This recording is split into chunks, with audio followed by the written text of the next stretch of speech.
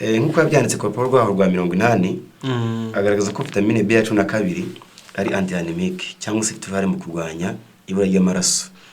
Ikindi cya kabiri ni uko ifite uruhare mu gutuma isukari inogerezwa cyangwa se igatwika ugahindurwamo ingufu. Hakiyongeramo ko iyi vitamine B ya 12 ifite uruhare mu gutuma imitsi igabura umutima ikora neza cyangwa se igabura ubwonko. Niyo mpamvu iyo ubuze imitsi igabura umutima ishobora gukora nabi, aribyo abantu bashobora gutangira kugira ibibazo byo gukubita cyane, gutera cyane k'umutima, cyangwa se akabagira n'ibibazo byo kutazamura neza amaraso mu bwonko, bikarangwa nuko agiye byitwa shortness of breath, asa nk'ujya buri umwuka by'akanya gatoya. Ibyo nabyo ni ibindi bifite umumaro kuri twebwe. Ikindi cya kabiri nako cya kane igira uruhare mu mikorere y'ubwonko. Yego. Mbese gutuma ubushobozi bw'intekerezo buhora kuri gahunda, kugira ngo iyo myakura mbese amakuru atwarwe neza, byose no kubwonko bumeze neza.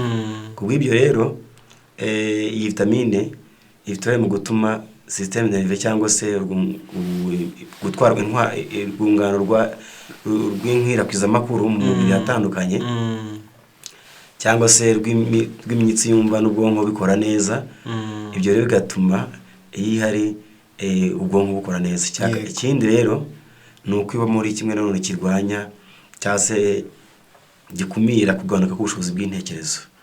Ibyo n'ubundi cyongera kugaruka kuri bwa bwonko. Niyo mpamvu iyo yavuze ubushobozi bw'intekerezo bushobora kugenda bugabanuka, akaba yagira nka Alzheimer n'ibindi, bitewe nuko ubushobozi bw'ubwonko bugenda bugabanuka gahoro gahoro. Kwibagirwa ubusa, mbese n'ubushobozi bwo gufata mu mutwe ukagenda bugabanuka, ndetse no kwiheba bikaba byazamuka bitewe no kwibura. No kwiheba bikaba byazamo, umuntu akumva ariyanze, ubuzima arabwanze. Nayo ibigiramo uruhare iyo ibaye nkeya. Yego, nayo ibigiramo uruhare kuko nayo ifite uruhare mu gutuma birwanywa. Irakomeye burya. Reka abantu reka abantu bayishakana ubwira, reka abantu bayishakana umwete, burya irakomeye cyane pe. B ya 12 ntabwo umuntu ashobora kurya nyinshi ku buryo azarinda apfa atongeye gukenera indi. Ntabwo umubiri ukora stock ku buryo umuntu ashobora kurya nyinshi ifatika kavuga ati ewana ndayibonye kabisa, nta kibazo nzongera kugira. Wipimishije ku gihe, bivuze ni ikihe gihe umuntu aba akeneye gukoresha control kugira ngo amenye? Kwipimisha ku gihe uvuze byaba ari ryari? Ni rimwe mu kwezi se? Ni rimwe mu mwaka? Ni ryari? Byaba rimwe mu gihembwe. Ubwo mbese hagati y'ibyo y'amezi 8 byibura. Kuki ndagenda ngo nigurire ikiro cy'inyama cyangwa se ngure ifi n'inkoko nirire bite nyibona?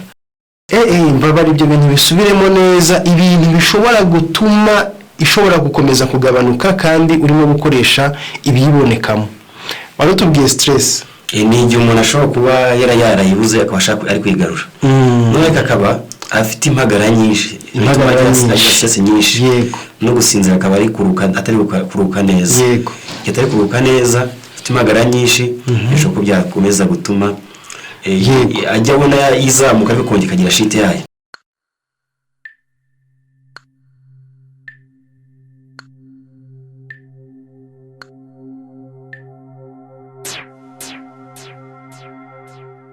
Wari uzi ko ubwenge buhwanye n'ibyo umuntu arazwe?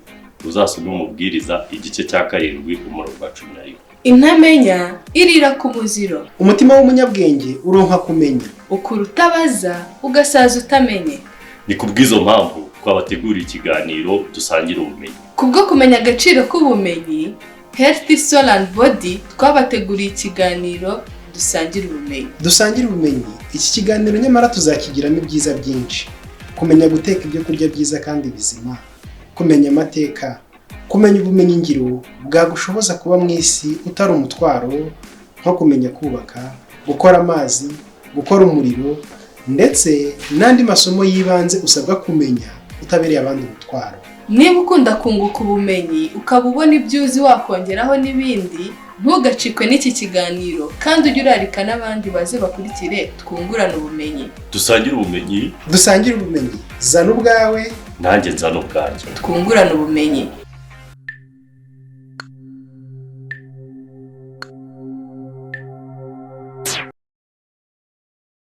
twongere tubasuhuze tubahe ikaze twongere tubabwire yuko twishimiye kongera kugira uno mwanya wo kuganira namwe.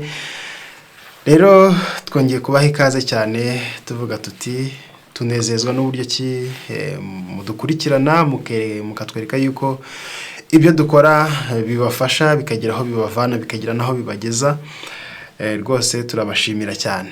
Nkuko musanzwe mubimenyereye rero intego yacu no gufasha amagara cyangwa se gufasha ubugingo, amaraso, no gufasha umutima cyangwa se umuntu w'imbere no kugira ngo n'umubiri ibyo bibiri bibamo amagara mazima n'umwuka muzima cyangwa se umuntu muzima w'imbere utagaragara biba biri mu mubiri nawe uri muzima.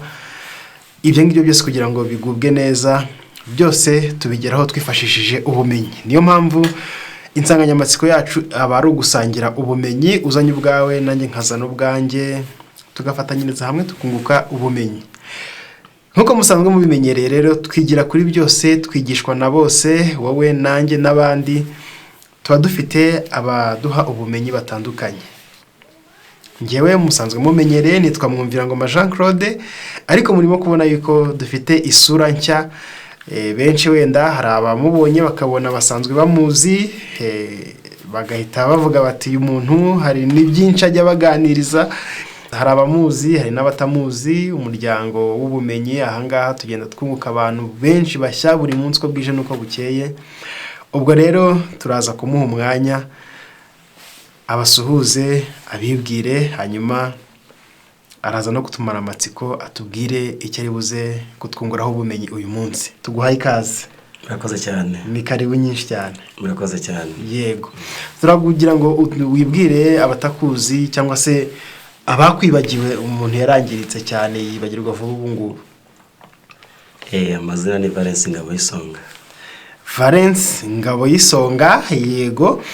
Iryo zina wenda hari abumvishe atari rishyashya mu matwi yabo. Valence, uyu munsi turagira ngo utuganirize kandi utwungura ubumenyi ku kintu kimwe nifuje yuko wazadufashaho nk'umusomyi, umushakashatsi, umucukumbuzi, umuntu wita ku bintu akaba yabyiga cyane akabikurikirana. Nzi yuko nawe uri umwe muri abo bantu. Turagira ngo mu nsanganyamatsiko y'uyu munsi udufashe dusobanukirwe neza B ya 12. B ya 12 uraza kuitubwira kuko ubu ngubu navuga ngo turi mu gihe abantu benshi bamaze ko guha ubumenyi agaciro. Gusa hari rimwe abantu bafashe ibintu amajyejuru bakabimenyaho igice, kuko usanga abantu benshi B ya 12 yarabaye B ya 12. Abantu benshi bayibazaho byinshi bitandukanye, bayitekerezaho byinshi bitandukanye, bakayivugaho ibitandukanye kugira ngo wumve agaciro kabyo, wumve n'uburemere bwabyo. Hari abantu bafata umwanzuro wo kujya gusambana kugira ngo babone B ya 12. Tibeduze ntahandi hantu wayikura udasambanye. Bagafata initiative yo kubikora kugira ngo iyo B ya 12 bayibone. Ndabizi ntabwo nabyumvanye umuntu umwe cyangwa babiri. Mu by'ukuri ibyo bintu bizwi n'abantu benshi n'abandi bo kudukurikirana barabizi yuko B12 bajya bavuga ati B12 udasambanye ntabwo wayibona. So turagira rero ngo abantu basobanukirwe B ya 12. Bwa mbere ubanza utubwire ngo ubundi B ya 12 ni iki, iboneka he, ikorwa ite, kugira ngo nabo bantu natumara amatsiko tubwire ati koko B ya 12 usambanye wayibona, abantu badukurikiranye babashe gushira amatsiko. Yego, murakoze cyane. Mu by'ukuri ndagira ngo mbwire wenda batekereza ko bazayibona ko basambanye, mbwira ngo ntabwo ari byo. Kuko ntabwo Imana yashimye yuko ibyagira akamaro umuntu bihishwa mu wundi. Ntabwo nawe yarizi ko ashobora kubibona abibonye uyu umwe cyangwa ubundi. Yego. Kubw'ibyo rero B12 ubusanzwe intungamubiri nk'uko haba n'izindi ntungamubiri zitandukanye tubona, ariko ikaba ari mu bwoko bw'amavitamine. Ubwo ni intungamubiri ariko ikaba ari vitamine inyunyuzwa inyuze mu mazi cyangwa se ibyo bita water soluble vitamins. Ubwo ni intungamubiri twinjiza bitanyuze mu nzira y'amavuta. Ubwo mbese ari inzira y'amatembabuzi yoroshye, isa nk'ivanzemo n'amavuta, ari inyuramo amavitamine azamukira amavuta. Hakaba n'inzira y'amaraso ako kanya biturutse mu mara bitabikomeza mu mwijima. Ubwo rero niyo B12 nayo n'ubundi inyura mu nzira y'amaraso cyangwa se mu nzira yariho hitwa mu mazi. Yego. Bitewe n'uko itabanza kunyura mu nzira y'amavuta ngo ibanze ijya yagira uko ifunikwa ibone uko yagera mu maraso. Rero ikaba ari intungamubiri rero ariko y'ingenzi cyane mu buzima bwacu bwa buri munsi, kuko idufitiye akamaro kanini cyane. Ubundi mu by'ukuri ni intungamubiri ikunze kuba yahawe izina ryitwa cobalamine bitewe nuko hagati muri chemical formula cyangwa se mu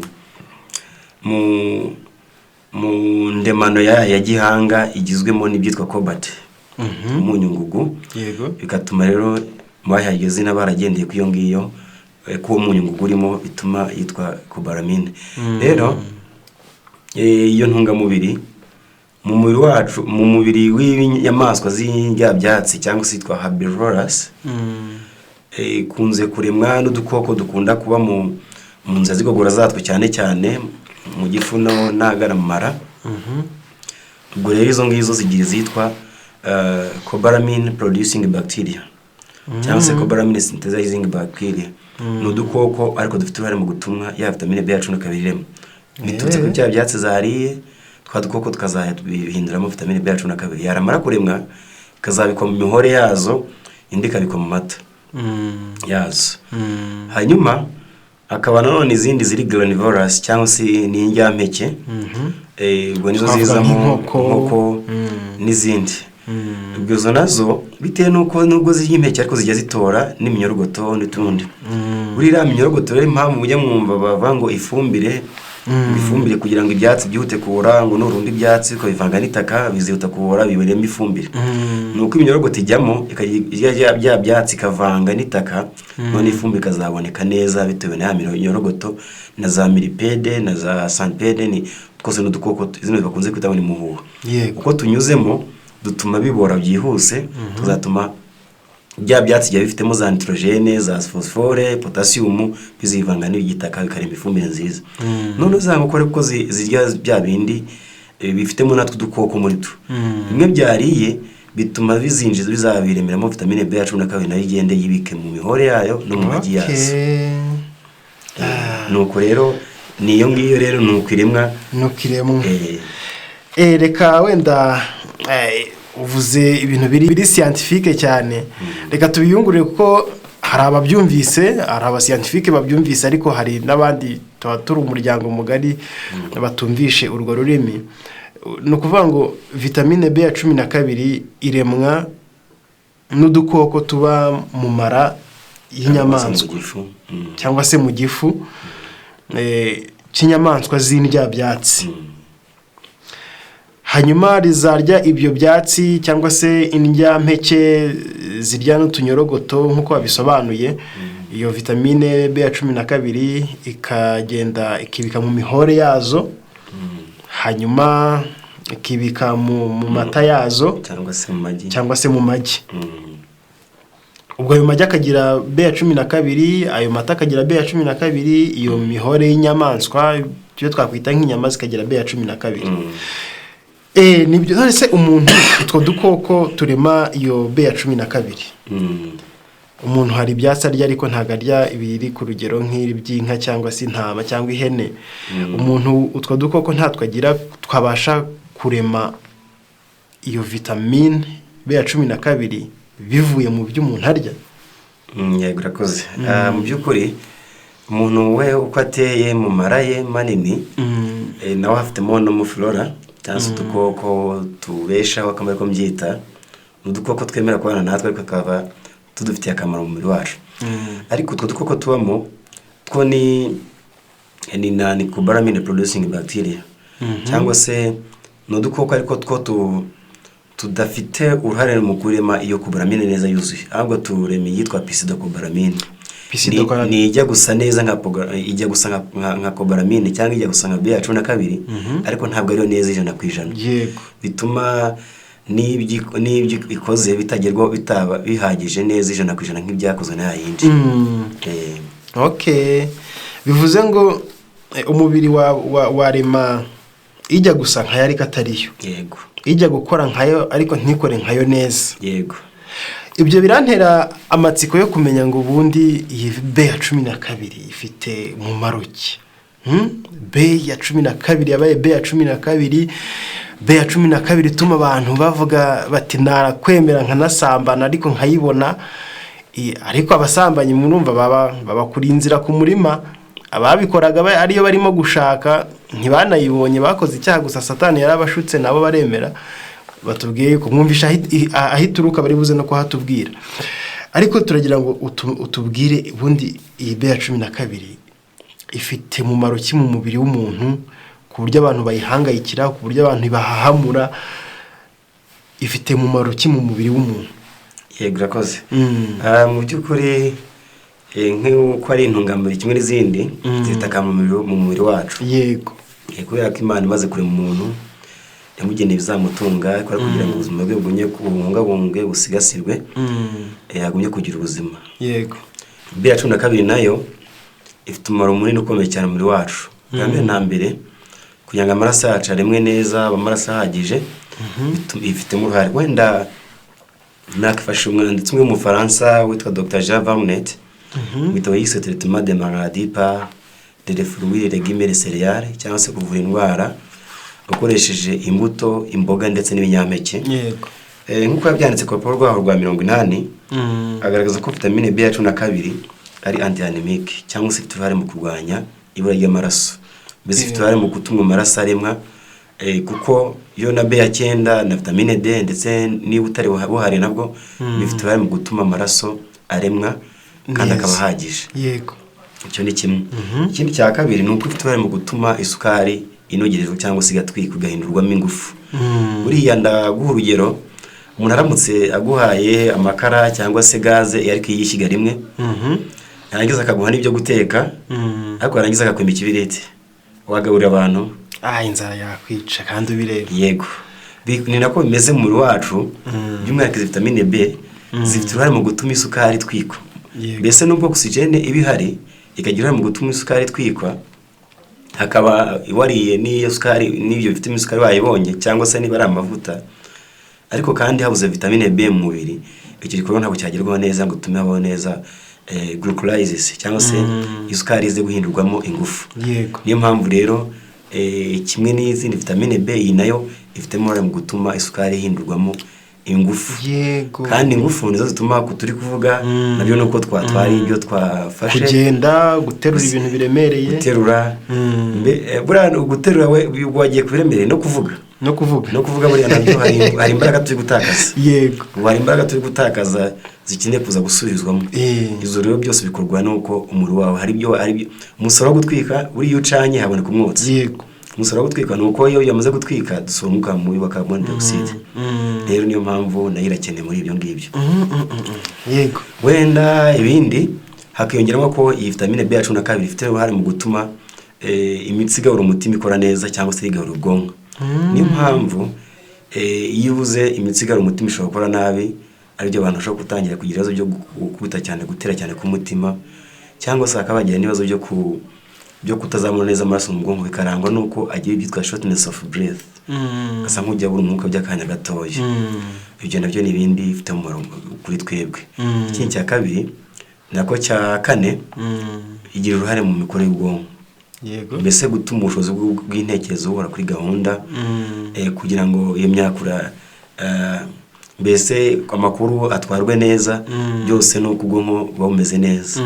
Kubw'ibyo rero iyi vitamine ifite uruhare mu gutuma système nerveux cyangwa se gutwara urwungano rw'inkwirakwizamakuru mu mubiri hatandukanye, cyangwa se rw'imitsi yumva n'ubwonko bikora neza. Ibyo rero bigatuma iyo ihari ubwonko bukora neza. Ikindi rero ni uko iba muri kimwe nanone kirwanya cyangwa se gikumira kugabanuka k'ubushobozi bw'intekerezo. Ibyo n'ubundi cyongera kugaruka kuri bwa bwonko. Niyo mpamvu iyo yavuze ubushobozi bw'intekerezo bushobora kugenda bugabanuka, umuntu akaba yagira nka Alzheimer n'ibindi, bitewe n'uko ubushobozi bw'ubwonko bugenda bugabanuka gahoro gahoro. Kwibagirwa ubusa mbese n'ubushobozi bwo gufata mu mutwe bukagenda bugabanuka, ndetse no kwiheba bikaba byazamuka bitewe no kwibura. No kwiheba bikaba byazamo, umuntu akumva ariyanze, ubuzima arabwanze. Nayo ibigiramo uruhare iyo ibaye nkeya. Yego, nayo ibigiramo uruhare kuko nayo ifite uruhare mu gutuma birwanywa. Irakomeye burya, reka abantu reka abantu bayishakana ubwira, reka abantu bayishakana umwete, burya irakomeye cyane pe, irakomeye cyane. Niyo mpamvu n'abayibuze ubona hari igihe bacitse intege, hari igihe bibagiwe. Uraza no kutubwira, wenda uraza kubikomozaho. Irakomeye burya, niyo kwitabwaho, kuko ndumva ikintu kigereranywa n'ikibiriti ni isoko ya byinshi. Inzara yakwica, waremba, ntiwarya kandi ufite ibyo kurya aho ngaho. Ni ukuvuga ngo hari ibintu byinshi bitakoreka mu mubiri iramutse idahari. Yo n'izindi vitamine B. Niyo n'izindi vitamine B. Okay, nibyo. None se ubundi utubwiye akamaro kayo. Nibyo pe, ifite akamaro kanini cyane ku muntu, cyane ikora ku bwonko, igakora mu maraso, ibikora ku bintu bikomeye cyane. Urumva rero ifite akamaro gakomeye. None se ubundi igibura byagenze bite? Kenshi cyoterwa n'impamvu nyinshi, ariko wenda zimwe mu zo twavugaho zikomeye. Ishobora kubura bitewe n'ikigero cy'imyaka umuntu agezemo, wenda se umuntu atangiye gukura. Umuntu agenda asaza, wenda turacyari bato ntabwo twata tubyumva. Ariko bwari n'umusaza ariko arakubwira ngo njye ndumva ntashaka kurya, ndumva ashaka kwinywera. Yego. Ubushobozi bwo gutangira kurya butangiye kugabanuka muri we. Yumva asigaye yumva akeneye ibintu bitari bwamugore mu nda. Mbese ubushobozi igogora ryo ritangiye kugenda rigira imbaraga nkeya. Bivuze ngo rero n'ubushobozi bwo kunyunyuza kwayo umutangiye gukura bugenda bugabanuka kuri we. Icyo ni kimwe ishobora kugabanuka byatewe n'uko igogora ryatangiye kugenda rigira imbaraga nkeya bitewe n'imyaka umuntu agezemo. Icya kabiri, abantu bafata imiti wenda yo kugabanya yo kuringaniza isukari mu maraso nka metformine, barwaye diabete, nabo hari uko iriya miti ishobora kugira ingaruka ku byitwa proton pump inhibitor. Nabigereranya ni nk'abashinzwe kwinjiza iyo vitamine B. Ubwo mbese mu mara hagiye harimo bitandukanye, ariko dufite uruhare, dufite imirimo itandukanye. Reka mfatse nk'utanga urugero kugira ngo nabo bari kumva babyumve. Sa nk'ufata uramutse ufite umufuka cyangwa unashaka kwinjiza mu nzu, ariko mu muryango kikaba kitari bwatambukemo neza, ugakenera abantu bari mu mpande babiri bari bajye bagihengura bakahindukiza neza kugira ngo kibone ko gicengera kinjira mu nzu. Ni nkako bimeze nazo rero umubiri wacu hari ibintu bimwe byinjire ko bikeneye ibindi bifasha kwinjira. Noneho rero iyo rero ifatwa iyo miti igihe mu kubangamira imikorere yazo ntizikore neza uko bikwiye. Hakiyongeramo rero ikindi nk'abantu bakunda kugira ibibazo bya sida nyinshi mu gifu, bakaba bafata imiti igabanya sida kenshi, nka za omeprazole. Nabo abantu bayifashe kenshi, izo ngorane zishobora kubaho z'uko ikibazo cya vitamine B10 nabo bashobora kukigira ikaba nkeya, bitewe n'uko ya acide ishobora kugira none ikagenda isa nk'iyabanye nkeya rimwe na rimwe, bigatuma kunyunyuzwa kwa vitamine B10 kutazakorwa neza kugira gihagije. Yego. Abo nabo n'abandi bashobora kugira ikibazo cyayo. Abandi nabashobora kugira ibibazo by'uburwayi bw'amara butandukanye. Enda nk'ubwo twavugamo ni nk'uburwayi bw'amara aho amara batanyuza neza nk'ibizitwa za Crohn's disease. Ubundi ni nk'uburwayi bw'amara bwitwa celiac disease, na amara umuntu aba afite ikibazo cy'uko amara yatihanganira ibintu bitemo karakantu gakururuka gluten ka gluten, ubwo ni nk'ingano n'ibindi bitandukanye nka za sayiri yariyo bare. Abo rero nabo bagira ingorane z'uko vitamine B12 itanyunyuzwa neza kuri bo. Cyane cyane wenda nabo bakunze kwibasirwa cyane, ndetse n'abashobora kuba baragize ibibazo by'amaraso make cyane, nabo ingorane zishobora kuba zakunda kubaho. cyangwa bakagira impanuka bagatakaza amaraso menshi. Ibyo byose bishobora kuba byabibasira igihe bagize ibikomere bituma cyane cyane nk'ibikomere byo mu mara, bikaba byatuma wenda nk'umuntu yagize uburwayi bwa bronchitis, amara akamera nk'aho yakobotse, noneho rero bikaba byatuma B12 itakinzira neza kuko abatakaza n'amaraso cyane. None se ubundi B12 ntabwo umuntu ashobora kurya nyinshi ku buryo azarinda apfa atongeye gukenera indi? Ntabwo umubiri ukora stock ku buryo umuntu ashobora kurya nyinshi ifatika kavuga ati ewana ndayibonye kabisa nta kibazo nzongera kugira? Rakoze wenda sinzi ibyo wariye nako cyangwa se ibyo wariye ejo, ariko ubu bashaka bagutekera ibyo kurya byiza bitandukanye, wenda katubare ko ukunda tofu nziza, kandi bagutegura wenda katubare ko ukundana n'umuceri ntacyo bitwaye, wenda n'amashaza hano hari ku ruhande se, cyangwa se hari n'ibindi bitandukanye. Ibyo wariye ejo nimugoroba wageze ejo nimugoroba wumva ugihaze? Ejo ahubwo mu kanya nyuma y'amasaha ngahe ndaba numva nshonje. Yego n'intungamubiri uko tubyumva mu gifu rero, n'intungamubiri nubwo wenda bitabira nk'ibyo dutanze urugero, ariko bifitanye isano. Uko bigera bigashiramo mu gihe gito, na za ntungamubiri bigera igihe uko zigenda zikoreshwa zigashira, hagakenerwa kugira ngo hashyirwemo ibindi. Rero nazo byibura wenda icy'ubushakashatsi bwagaragaje byibura bivuga ko bishobora kugeza nko ku myaka 5 cyangwa se ikaba yanajya munsi ikibitse mu mubiri iyo umuntu yafashe, bitewe n'igihe yifasheho n'uko yanganaga. Rero ntabwo bivuze ko yahora mu buzima bwawe bwose. Niyo mpamvu ushobora kuba yifashe ikaba nyinshi, ikabikwa wenda n'ejo bundi ukaba wafashe indi ikongera ikabikwaho, ikaba byatuma yamaramo igihe kirekire bitewe n'uko wagiye yifata kenshi kandi nyinshi ihagije. Ariko ntabwo bivuze ngo yabikwa by'ubuzima bwawe bwose ukaba bihagaze ko utakongera gukenera indi kuyifata.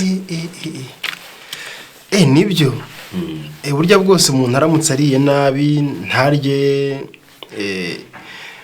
ibikungahaye kuri iyo vitamine B12, ashobora kumara imyaka 5, nyuma y'imyaka 5 agatangira kubona ingaruka zo kubura iyo vitamine B12. Ntabwo twata tuvuga ko ari imyaka 5, ko hari igihe iyo wafashe uyu munsi unyujemo icyumweru kongera gafata indi yari kibitse yindi ikongera kazabikwa ikaba yanarenga. Ubwo ibyo niyo mpamvu avuze ngo uyifashe munsi ntihongeye gufata indi, kongera kugira ibindi ufata vitamine. Imyaka 5 ingaruka zishobora gutangira kuza. Nicyo byabivuze. Nibyo murakoze. Ndagira ngo uze kudufasha noneho kugira ngo abantu bakomeze kugenda basobanukirwa, utubwire ngo ubundi uwayibuze arangwa n'iki? Kuko hari abantu bashobora kuba badukurikiye bafite ibibazo cyangwa se badafite ihagije mu mubiri wabo, ariko bakaba batabizi. Bavuze isereri, dusanzwe tugira isereri, niyo umuntu ashonje isereri iraza, ukaba wagira isereri ukumva iraje, ariko ntubiha agaciro ukavuga ati buriya nimara kurya birarangira. Ariko wenda bikaba byashoboka yuko ari bimwe mu bintu bishobora kugaragaza yuko ufite iyo carence ya B12. Turagira ngo utubwire ibimenyetso cyangwa se ibintu bishobora kugaragaza umuntu ufite carence ya B12. Yego. Byukuri ifirangwa n'ibintu byinshi. Urumva kenshi bitewe nuko ngo twabonye cyane rero kivuze kuri akifite mu kuremwa kw'amaraso, bwa mbere irangwa no kumura kuno kugiyezo by'amaraso make, cyangwa se amaraso akenye byabaho cyane cyane iyo bigeze nko kubanaho bashobora kugira ibyitwa megaloblastic anemia, amaraso karemwa nabi cyangwa se insuru zikaremwa nabi. Cyane cyane nk'igihe umubyeyi yayibuze, cyane cyane mu gihembwe cya 3. Aho rero nibyo washobora kugira ibyitwa megaloblastic anemia, mbese amaraso insuru kuze zikaremwa nabi, zenda zifite forme mbi cyangwa se zidahagije byose bishobora kuba byabaho. Dore kimwe n'ikibazo cy'amaraso make cyangwa se amaraso akenye. Ikindi nicyo kizongera ubwo ni isereri. Kabiri ushobora gutangira kugabanuka k'ubushobozi bw'intekerezo ukajya bugabanuka gahoro gahoro. Wagize ubushobozi bw'intekerezo bwagabanutse arangwa n'iki? Ni ugutangira kwibagirwa ubusabusa, ubushobozi gufata mu mutwe bukatangira kugabanuka. Ibyo ni ukugabanuka k'ubushobozi bw'intekerezo. Yego. Ikindi cya kane hari gutangira kuzamo kwibasirwa no kumva utangiye kugira ibibazo by'agahinda gakabije cyangwa se ubwihebe.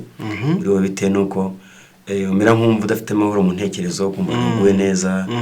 Mbese umuntu agatangira kumva ameze nk'aho umva atisanzuye, umva atishimye, ariko atasobanura impamvu icyo ameze uko nguko, ariko bitewe no kubura kwayo. Ntabwo bivuze ko ari cyo nyine cyabitera, ko nayo ni imwe mu mpamvu. Ikindi ni uko umuntu ashobora gutangira kugira ibibazo byo kumva aremera ibikanu, nubwo bishobora guturuka no ku yindi mpamvu bitewe n'amadisike cyangwa se n'ibibazo bitandukanye byabaho, nabwo ashobora gukunda kumva aremereye ibikana, kumva ameze nk'uwikoreye ibintu bimuremereye. Ikindi ni umutwe, ashobora kuribwa n'umutwe, nabyo byabaho. Ashobora kubamo gutera cyane k'umutima, gukubita cyane. Bizirikane nigeze mbivugaho. Yego. Ko ifite uruhare mu gutuma imitsi igabura umutima ikora neza cyangwa se nizamura amaraso ku bwonko. Ubwo rero imitsi igabura umutima igihe itari gukora neza yitwa coronary artery, bituma umutima utabona ingufu cyangwa se imbaraga zituma nawe ugakora umurimo wo kohereza no kwakira amaraso. Yego. Kwakira amaraso avuye mu mubiri no kohereza andi mu mubiri yamaze gusukurwa. Ubwo rero niba uri kwishakamo imbaraga zo gukubita umutima usanzwe wifitemo, ubundi uhereye ku cyumweru cya gatanu umutima ugomba uratera kugeza igihe umuntu azavira mu buzima. Kuba ufite agatuma uhora ukora, mbese akitwa sino arterial nodes, mbese ni nk'agatuma mbese umutima ntujya uhagarara kereka habaye ibibazo, nabyo bihita bikeneye ubutabazi bwihuse ku buryo byangwa ko wanawushitura. Yego. Ubwo mbese kugira ngo ubuzima bw'umuntu adatakaza ubuzima, kuko uhagaze ubuzima bwa butakaye. Ibyo rero bituma ukenera ibiwugaburira kugira ngo inyama zawo cyangwa se imika yawo ihore imeze neza, ifite imbaraga, ipompa ku buryo amaraso ahora akwirakwira atandukanye. Ibyo rero iyi mitsi ugaburira idakora neza, ushobora kugira ibibazo by'uko wa mutima ushobora kuba imbaraga wo kwirwanya no gukubita cyane kugira ngo bireke ko wakoza amaraso. Niyo mpamvu rero ashobora kuba icyo kibazo. Kuko hari abantu bajya bivuza umutima bakamara igihe bivura umutima ariko atari yo mpamvu nyamukuru. Yego. Kuko bishobora kubaho kandi umuvuduko, ibimenyetso by'umuvuduko cyangwa se umuvuduko mwinshi w'amaraso bapima ugasanga ni muzima, kandi agakomeza kugira ibibazo by'umutima. Yego. Nibyo. Ikindi rero hashobora kuba ibyitwa shortness of breath cyangwa se ni nko kubura umwuka by'akanya gato. Bishobora kuba wasinzira yamye akumva ameze nk'uri gutakaza ubuzima, wagira ngo ameze nk'uri gutakaza ubuzima, akumva ameze nk'aho wagira ngo agiye gupfa, cyangwa se ari kugenda yihuta akumva ameze nk'ubuze umwuka by'akanya gato. Cyangwa ikindi gishobora kugaragara cyaranga yuko bishobora kuba byashoboka ko ahari watangiye kugira ibibazo byo kubura vitamine B12. Yego. Nibyo. Hari abantu usuzumye bakaba bumvishe bimwe mu bimenyetso baba bifite, uraza ubwo no kugira ngo uze no kubafasha ubabwire ibyabafasha. Ariko se wabwirwa n'iki yuko ufite ihagije cyangwa se hari urugero byibura ubundi iyo umuntu atangiye kujya munsi byibura ku bintu bitandukanye bitewe na n'ibijya bishyirwaho atandukanye ku isi, ariko umuntu atangiye kujya munsi y'148 nabwo aho ngaho yagezeho atangiye kugaragaza ibimenyetso byibura hejuru muri 150 nibwo byibura uba wumva ukimeze neza. Ariko iyo watangiye kujya mu 100 nabwo bimwe mu bimenyetso biba bishobora gutangira kugaragara. Yego. Kuko watangiye kujya mu 100 aho ngaho mu 100 ushobora kugira tumwe mu tumenyetso tw'uko yabaye nkeye, kuko biri kwegera kuba nkeye. Niyo mpamvu rero ibyiza mu rwego rwo gukumira no kwirinda, igihe umuntu azi yuko ashobora kuba hari ibimenyetso runaka agaragaje, ari byiza kwisuzumisha kugira ngo arebe niba koko impiyese ko ipipimisha ku gihe kugira ngo amenye niba igihombo cyaba kitabaye. Cyane ko mfite amahirwe wenda nk'abari inaha ndabaho mu Rwanda tumenye ko hamwe na hamwe usanga hari ayipima atandukanye yaba yigenga ndetse n'asanzwe rero kubw'ibyo bikaba byoroshye kuba babimenya n'ibyo urugero rwayo. uravuze uti wipimishije ku gihe bivuze ni ikihe gihe umuntu aba akeneye gukoresha controle kugira ngo amenye amavitamine ari mu mubiri we? Byumvikana yuko wenda byanaba byiza apimishije n'ayandi atari yo gusa, wenda kuko ariyo turimo kwibandaho. Umuntu yayipimisha nyuma y'igihe kingana iki? Hari igihe gitangwa nk'inama umuntu yazajya avuga ati ngiye gukoresha controle menye aho umubiri wanjye uhagaze. Kwipimisha ku gihe uvuze byaba ari ryari? Ni rimwe mu kwezi se? Ni rimwe mu mwaka? Ni ryari? Wenda cyo iki ntabwo ndavuga mbere nk'ushyizeho urugero ruri cyangwa se igihe kiri exact, mbese umuntu yavangwa nicyo gihe kidakuka. Yego. Ariko bibaye byiza bikunze cyane ko gukora biba bisaba byaba rimwe mu gihembwe. Ubwo mbese hagati by'ura y'amezi 8 byibura umuntu akamenya ko umubiri uhagaze bibaye byiza ari bikunda byaba ari byiza. Okay, hagati y'amezi 8 byaba ari byiza kuko byatumenya ngo umubiri wanjye mu gihe kingana uko umenda ameze uko nguko. Yego. Nibyo. Kandi koko nibutse ijambo Paulo yavuzeho ati nimwisuzume nimwigerageze mumenye yuko mukiri mu byizerwa. Mu by'umwuka yasabye abantu kwisuzuma ngo barebe yuko bakibihagazemo neza, ariko byumvikana yuko n'umubiri wacu ugomba gusuzuma kugira ngo tumenye uko uhagaze. Hari abantu badafite umuco wo kwisuzumisha, babaho bimeze nka tombora, yaramutse ubwo nyine yaramutse arwaye ubwo nyine ajya kwa muganga ruko arwaye. Watanga ihe inama kuri icyo kintu cyo kugira ngo n'uwo muco abantu bawugire use umuco wo kwisuzumisha? Hari n'abantu bavuga ati ni ukwizera gukeya, Imana se kwiturinda, dukeneye kujya gukoresha ayo makontrole ngo bigende gute? Mu by'ukuri buriya ni uko wenda hari igihe biba ari bisa nk'ibigoranye, wenda se ubushobozi n'ibindi bitandukanye bijya bibaho bitera, ariko kumenya uko umuntu ahagaze bari kimwe mu buryo bwiza bwo kumenya uko uzarinda cyangwa se uzakumira umubiri wawe cyane cyane. Ariko by'umwihariko noneho igihe uzi ko hari igihe bishoboka ko hari ibyo ushobora kuba utageraho neza kugira rukwiye, byagufasha kumenya uko uhagaze. Yego. Ntabwo ari itegeko ngo bibe icyo gihe kingana uko. Niyo mpamvu navuze ngo byibura biba byiza byibura hejuru guturuka aho ngaho bishobora kubaho. Kono ntabwo byaba bya buri kwezi. Ariko guturuka kuri aho ngaho kuzamura hagati y'amezi 4 na 3 kuzamura umuntu byibura aho ngaho aba yamenya yatangira kubangurika ndebe ko umubiri wanjye muri iki gihe kingana uko waba umeze waba uhagaze.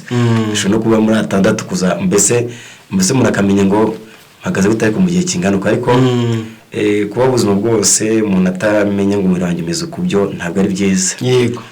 Kuko kumara umwaka 1 2 3 4 ntabwo byo ari byiza. Cyakora ni nabyiza ku rundi ruhande nanone ndavuga ko hari ibyo umuntu akeneye ku rundi ruhande. Ntabwo mvuze ngo ni nabyiza, ahubwo ku rundi ruhande ibyo umuntu akeneye gukunda kwikora self examination. Yego. Kamvuye ni nko kwisuzuma. Yego. Umuntu bikunze yakajya amenya ko umubiri umeze, akamenya kubana n'umubiri we. Umubiri wanjye uyu munsi umeze uko, ibyahindutse ibi, ese ko uyu munsi ntagiye kuri toilette byagenze gute, shobora kuba nameze uku. Ese ko uyu munsi numva nari bahanga umutwe, aho ntibyaba byatewe nuko hari ntanwe amazi ahagije ahari. Ese ko uyu munsi numva mbona nagize ka diare byatewe n'iki? Shobora kuba diare nayitewe nuko wenda nari ibyo kurya byanduye, umubiri wanjye usanga nk'imyanda, urekura amazi mu mara ngo ureke wasora ya myanda.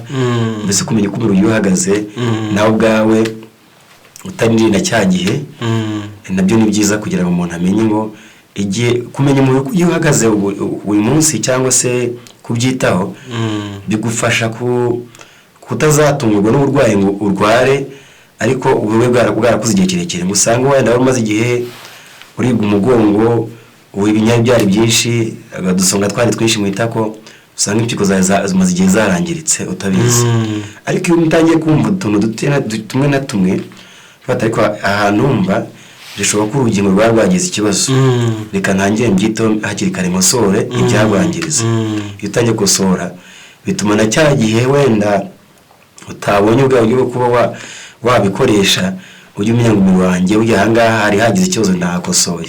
None amahirwe yaboneka bikitabwa kugira ngo umenye n'ahandi n'ibyo utabasha kuba kwireberaho. Yego. Urakoze cyane.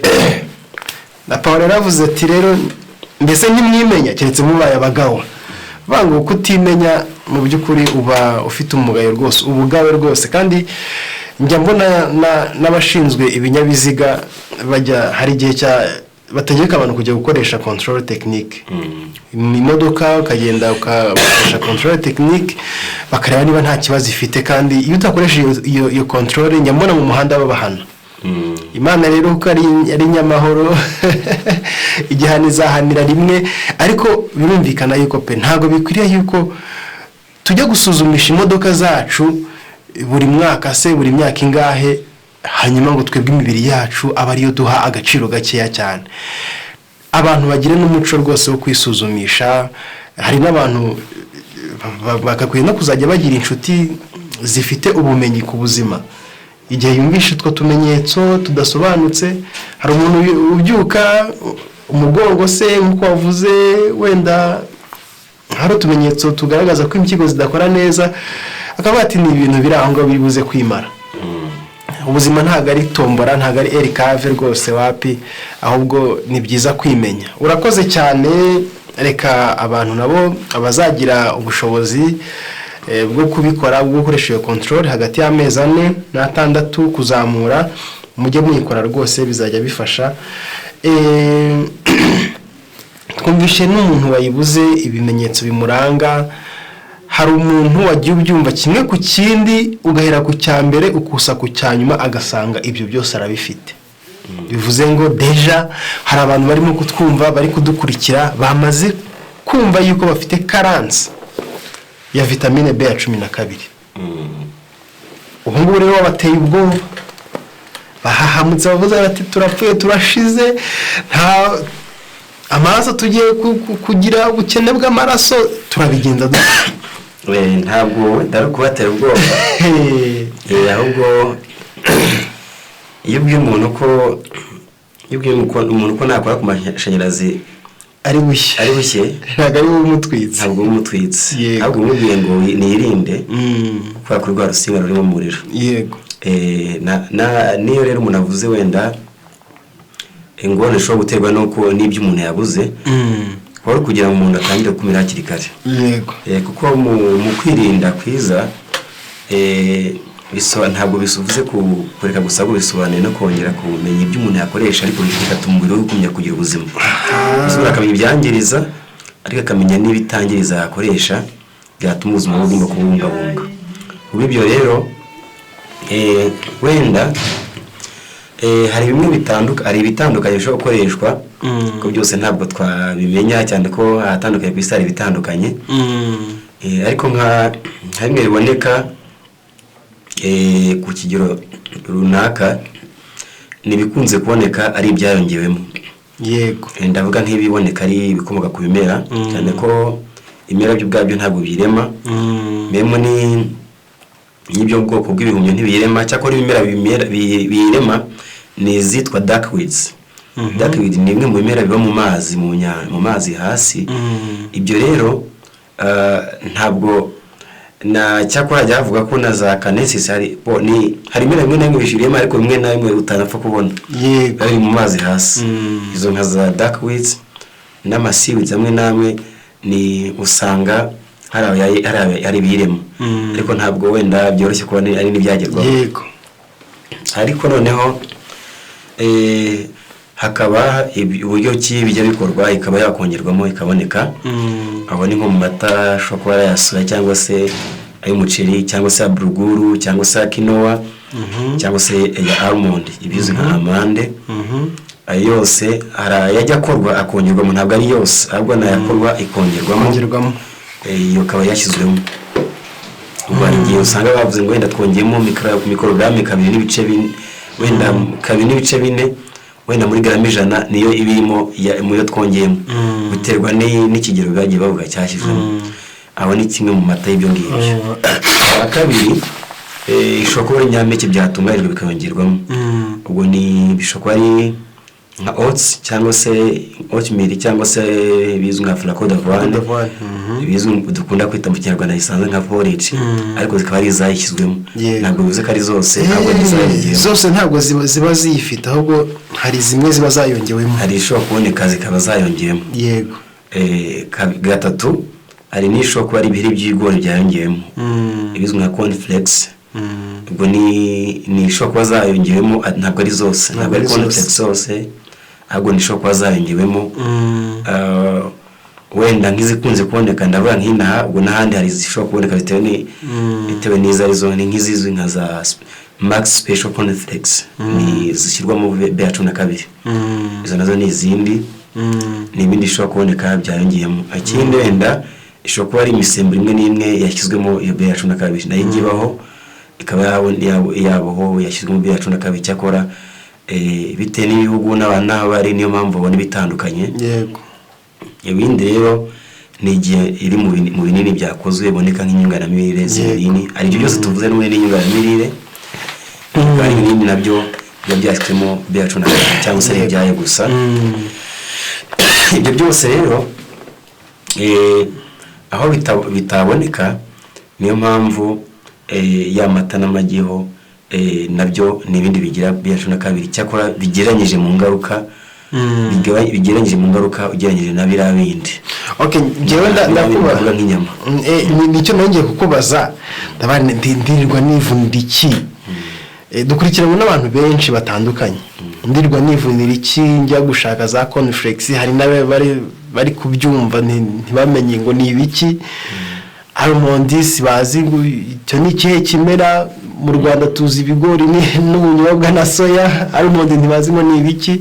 Ndirirwa njya kwivunira iki kw'inyamaswa ziyirema, kw'inkoko iyirema, kw'inkime. Kuki nagenda ngo nigurire ikiro cy'inyama cyangwa se ngure ifi n'inkoko nirire bite nyibona?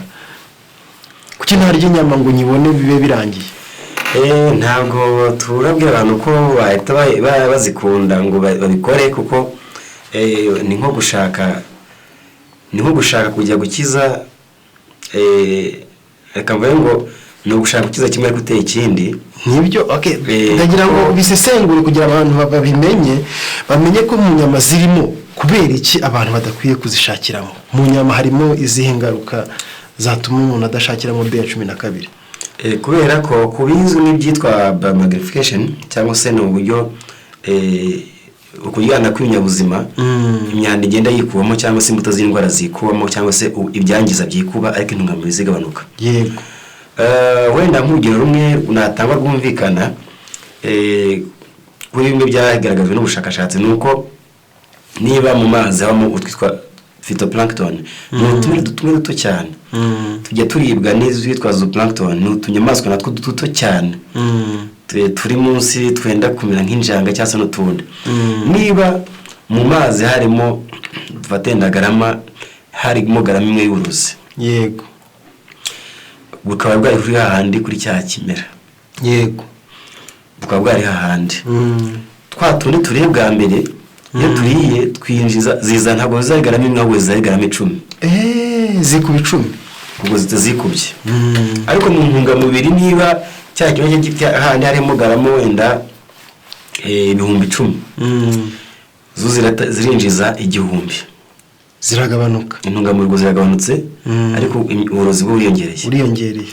Noneho niba kandi gato kagaza plankton nako kariwe n'akandi nyabuzima, indi kanyabuzima wenda tubate kariwe n'udufi duto cyane, niba kariye chance n'indi nyamaswa ikariye, po ni kiri kinyabuzima kiriye, natwe turi mu nyabuzima, niba kariye akazinjiza mu kurozi bwo twavuga zaba kuri garama 10 zigiye kwijana, mu ntungamubiri zo kuri cya 1,000 zigiye kwijana. ngwino intungamubiri ziragabanutse ariko uburozi kugenda bwikuba mbese ibyatera indwara byo bikugenda byikuba niba inyuma ho byariya kandi bizava ku burozi bizava ku 100 bijye ku 1000 mu ntungamubiri bije ku 100 bigere ku 10. bivuze ngo intungamubiri zo ziri kugabanuka ariko imbuto z'indwara cyangwa se ibyatera ingorane byo biri kugenda byiyongera. Kubw'ibyo niyo mpamvu kandi imbuto z'indwara kenshi cyangwa se ibyakwangiriza umuntu kenshi ntabwo bibanza kwibika ni mu mihore cyangwa se mu bire gize inyamaswa cyane cyane mu mihore cyane ko niba ari imiti itewe nibanza gutijya yihutira mu maraso atandukanye. Ubwo rero niho cyane biba birenze kugira kiri hejuru. Kubw'ibyo rero ntabwo wakiza kimwe uri gutera ikindi ngo ube ko umusaruro. Niyo mpamvu twavuze ngo byibura nahagereranyije mu ngaruka ugereranyije na byabi nazo. Yego.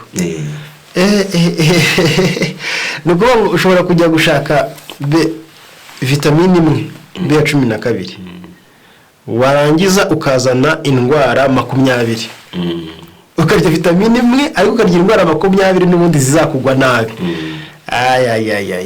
Mwabyumvise rero nukuba maso mukarya muzirikana yuko ibyo murimo kurya murimo gushaka kimwe ariko mugatakaza byinshi. Urakoze cyane. None batubwiye ibyo ngibyo turagira ngo ufashe abantu bagiye gutangira urugendo uvuze ingaruka imwe igera ku bantu bakoresha ibikomoka ku matungo ariko hari n'abantu babyize abantu bamaze gusobanuka bakagenda basobanukirwa ububi bw'ibikomoka ku matungo amakanseri amadiyabete. Ubungubu rwose hari n'abantu bagera kwa muganga amubwira ati hagarika ibikomoka ku matungo. Hari abantu bagiye rero biga bakabimenya bagatangira kuvuga bati ngiye kureka ibikomoka ku matungo hanyuma nkoreshe ibimera. Ariko hari abatazi ibyo bintu harabumvishe kino kiganiro bwa mbere wabagira iyihe nama niba barafashe umwanzuro wo kuvuga ngo tugiye guhagarika ibiribwa bikomoka ku matungo inyama n'ibindi hanyuma dukoresha ibimera gusa? Nihe nama wabagira yabafasha kugira ngo ntibazagire karansi ya vitamine B12? by'ukuri igihe cyose umuntu atangira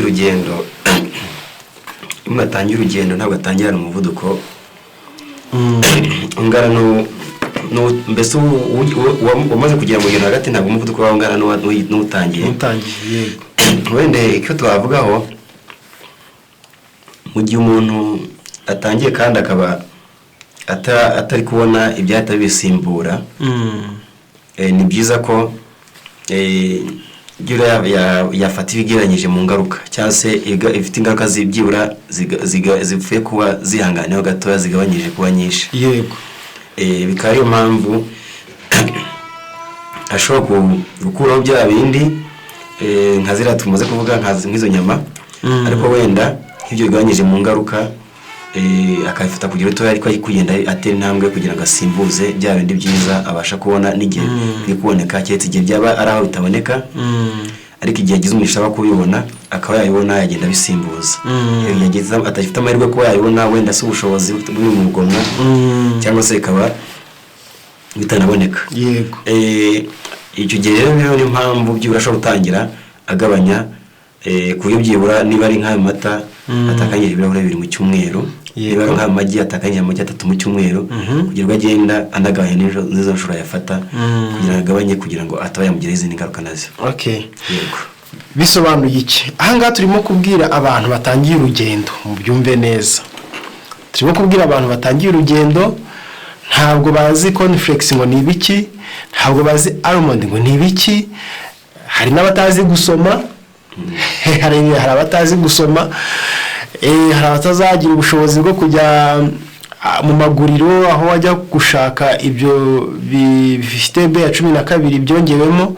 Abantu nibo turimo kubwira abo turimo humve ba nyirabyo ariko abantu bafite ubushobozi bafite ubwenge basobanutse bazi gusoma ubwo bumenyi niba bukoresha nibukoreshe ibyo bintu babishake banige n'ibindi bintu usanga abantu bakunde kwiga bakunda ubumenyi bige n'ibindi bintu usanga babyige bakora amarecherche bashake ibintu bizafasha umuntu ushaka kureka ibikomoka ku matungo ubwo bushobozi barabufite abo ngabo ntabwo ari bo tubwiye abo tubwiye ni wa muntu udafite amakuru wa muntu izo conflicts ntabwo azi ngo zibarizwa hehe igihe atari yabona ayo makuru kandi ashaka guhagarika ibikomoka ku matungo niwe ubwiwe ngo nakoreshe ibirahure 2 by'amata mu cyumweru ntabwo ari kubinywera rimwe yego nakoreshe amagi 3 mu cyumweru atarenze 3 bivuze ngo ntabwo ari biteka mu amagi 3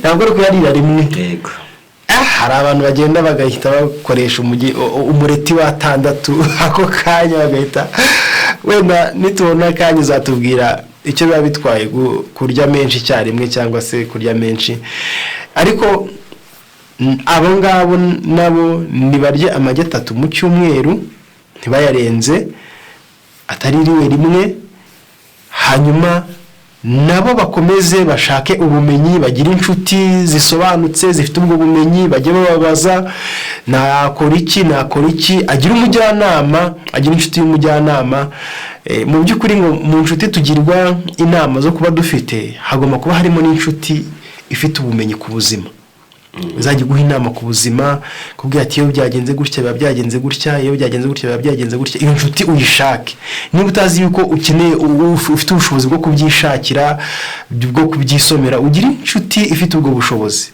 hanyuma ijye gufasha ubati rero amagi nubwo urimo kuyakoresha ariko uzagenda uyagabanya uyasimbuze izi flocons d'avoine zongeyemo B12 uyasimbuze ibi amutume uzagenda ubinzanire agende abisimbuza buhoro buhoro kugeza ku rugero azabaho umuriwe uhagaze neza kandi nta kibazo ufite yego ikibazo n'abantu bageze hagati mu rugendo birukanka sibyo ariko bakaba bashaka gusubira inyuma ngo bagende ku gatambwe gatoya nk'ako umuntu ugitangira kwirukanka ntabwo ari byo rwose ntabwo ari byo inama y'abo akaba hari ni byiza kuyakoresha pe ni byiza kuyakoresha rwose abantu rero bafite ubushobozi bwo gusoma bafite ubushobozi bwo gushakisha bwo kwiga bakabimenya ubwo bushobozi niba bukoreshe ubwo ibikomoka ku matungo byangiriza nibashake nyuma y'ibingibi tubwiwe ariko nabo nibige n'ibindi byazabafasha kugira ngo iyo karansi ya B12 itazaboneka reka tugushimire cyane tugusabe kugira ngo ugire ikintu ubwira abantu muri rusange turimo no kugana no ku musozo ugira inama utanga kuri B12 urumva yuko abantu benshi barasobanukiwe turanabigushimira cyane urumva hari benshi birohaga mu busambanyi ngo barimo gushaka B12 hari abakoraga n'ibindi bibangiriza nabyo turagira ngo ugire inama utanga muri rusange tugana no ku musozo yo kugira ngo abantu bamenye B12 kandi bamenye akamaro kayo bamenye ko babaho ubuzima bwiza butarya ibibangiriza kandi butabuzemo B12 yego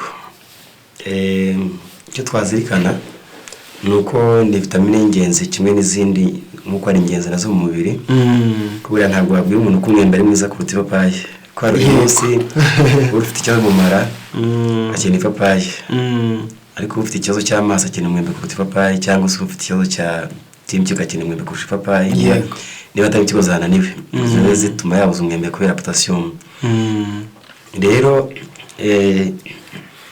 niyo mpamvu nayo ni ingenzi kimwe n'izindi kandi kubura kwayo biteje igihombo cyane ko kubura kwayo bishobora guteza ibizwi nka permanent neurological disorder bisa no kwangirika kw'imyakura cyangwa se intwara bikaba byashobora kuba by'igihe kirekire ariko hari akantu uvuze reka ngasobanurira abantu wenda batabyumvishe ikintu iyo bavuze ikintu bita permanent ni ukwangirika by'iteka ibintu by'igihe kirekire birashoboka ko bishobora kuba byaranagabanuka ariko hakaba igihe bishobora kubangaza zikagumaho niyo mpamvu ubundi ubushakashatsi bugaragaza ko byibura ingaruka zayo ku muntu wazigize bikaba byari bimaze igihe kirekire ingaruka zayo zishobora gushira hagati y'amezi 2 n'atandatu ariko nabwo yifashe neza kuvuga ngo yifashe neza byibura afata mikorogaramu 1000 ku cyumweru nabwo muri ya mezi 6 akazagenda arangiza amezi 6 byibura afata kugeza kuri mikorogaramu 5 ku munsi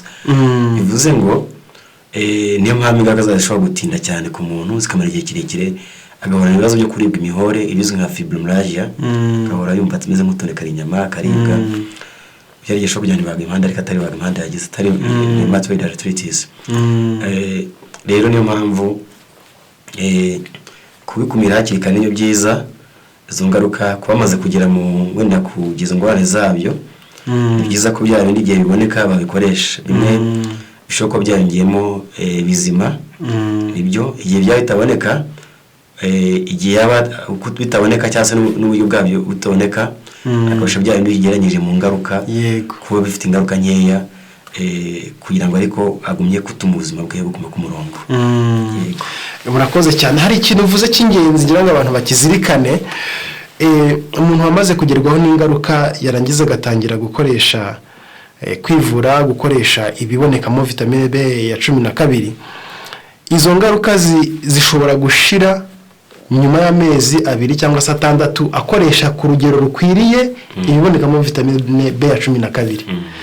Hari abiheba rero bamaze kubikora nk'ukwezi kose ngo ngo narabikoze ngo nta kintu ntakoze ngo nararambiwe.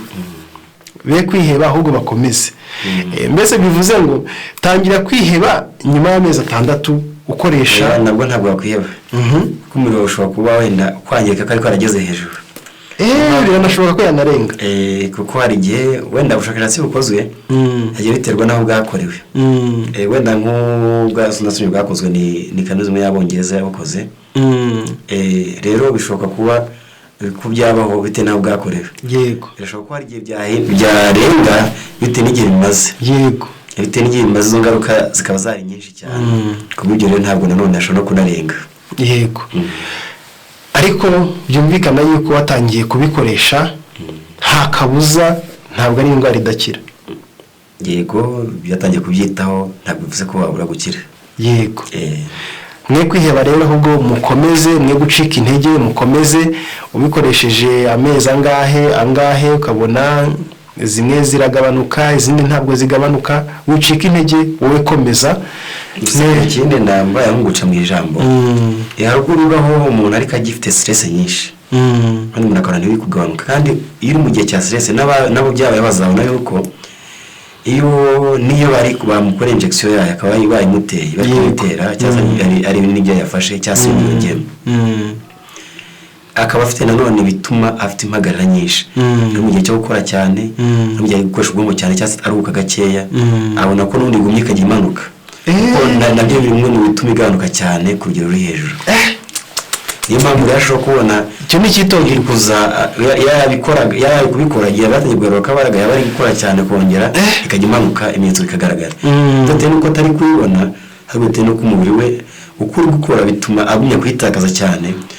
Ibyo aho ngaho ni igihe ari umuntu utari expose kuri stress nyinshi. Nawe ibyo gihe cyaba kigezweho neza. Mbabari ibyo bintu bisubiremo neza, ibintu bishobora gutuma ishobora gukomeza kugabanuka kandi urimo gukoresha ibiyibonekamo. Wari tubwiye stress. Ni igihe umuntu ashobora kuba yarayibuze akabasha ari kwigarura. None akaba afite impagarara nyinshi, stress nyinshi. Yego. No gusinzira akaba ari atari kuruka neza. Yego. Atari kuruka neza, afite impagarara nyinshi, bishobora ko byakomeza gutuma ajya abona yizamuka ariko kongera kagira shite yayo. Yego. Abanyazamutse igeze kuri 400 mu gihe gito kitarenze nk'ukwezi kumezi 2 isuye ku ijana. Pima ageze wenda kuri 200. Ijana aho yageze batangiye kujya munsi y'amurongo ushobora byinshi. Ariko akabona hasuye muri 200 agatamo tumenye atangiye kutugaragaza mu gatoya.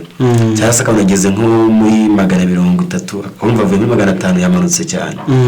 Nuko ni igihe gitoya. Biba bitewe nuko nibyo ari kuyifata ariko afite ibindi biri gutuma umubiri ukenera cyane kuyikoresha cyane. Yego waruvuze stress, gukoresha ubwonko cyane, gukora imirimo ikoresha ubwonko cyane no kutaruhuka neza.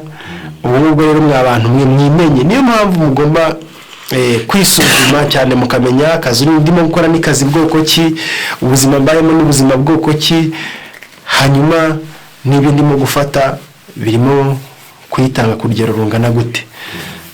Ndatekereza yuko abantu bari bafite amatsiko kuri day ya 12 bayibazagaho byinshi bitandukanye. Mu by'ukuri tubashije kunguka ubumenyi bwatubera impamba yo kugira ngo imibiri yacu ibe ari mitaraga.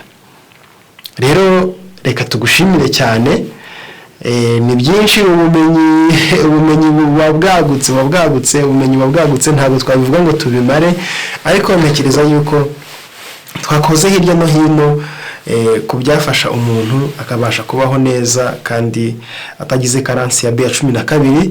Ibyo ubuzima yabamo ikabura, ubuzima yabamo ayikoresha ariko nanone igakomeza kubura. Ndakeka yuko ayo makuru yose turayahawe.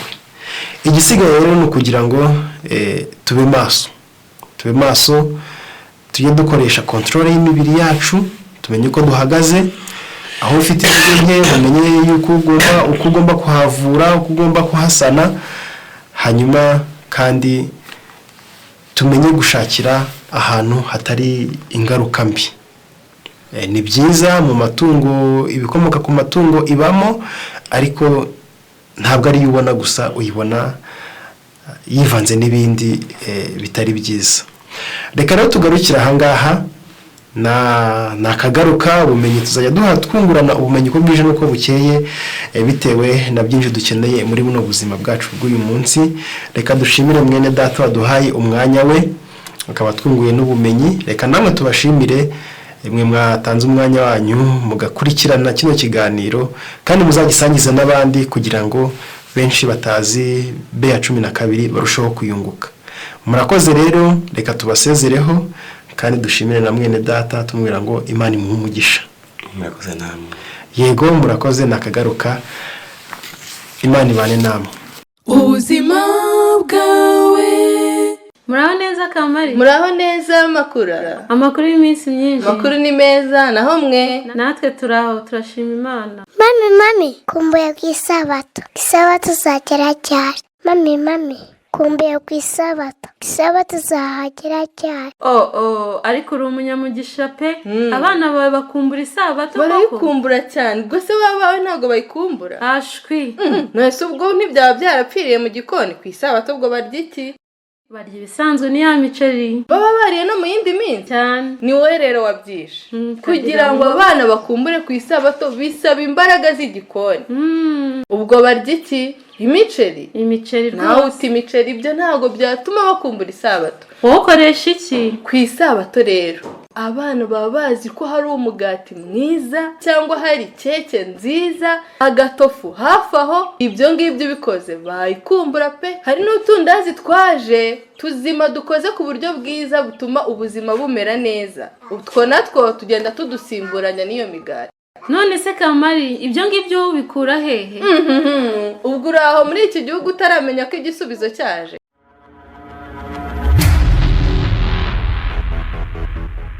Sigasira Amagara Bakery ni igisubizo ku bantu bifuza kurya ibyo kurya byiza kandi bizima. None se abo bantu bakorera he?